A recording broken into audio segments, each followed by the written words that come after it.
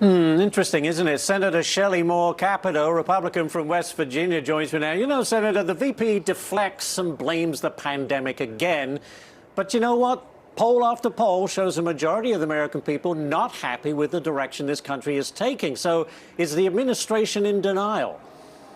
Oh, absolutely. I think the administration's in denial. You just have to go to the grocery store a few times and see how people are feeling about grocery prices that are up over 13%. Go to the gas station and watch that ability to fill your tank. Obviously, the president and vice president aren't doing that, nor would we expect them to. But that's what the American people are feeling every single day. They're opening up their bill for the heat for the month. It's up 10, 20%. And, it just ticks away and it becomes the middle class squeeze, which is what we see reflected in these polls of folks that are dissatisfied with the direction that the country's going and lack the confidence that they need to make those expenditures. I'm glad you used that expression because you have a new op-ed out that says Biden's middle-class squeeze is hurting West Virginia. You specifically call out inflation in this article. What are your constituents telling you? Well, they're telling me that they're feeling it. They're feeling and they're constraining buying. They're constraining their activities. And if you look, they're making choices between, purchasing medicines and purchasing foods. They're taking on extra job.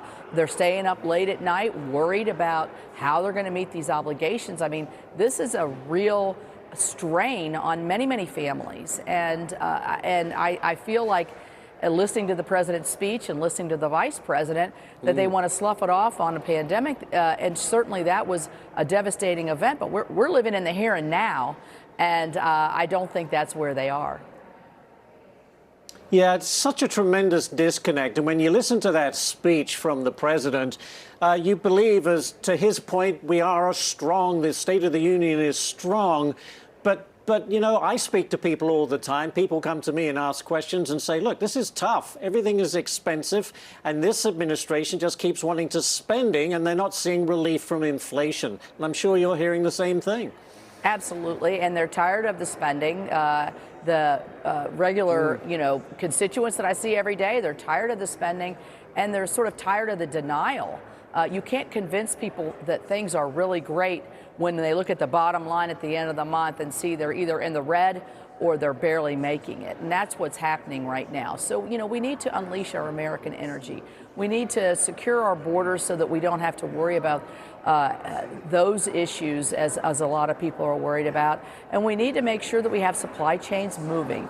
I mean, the price of eggs is way up, the price of butter, just staples.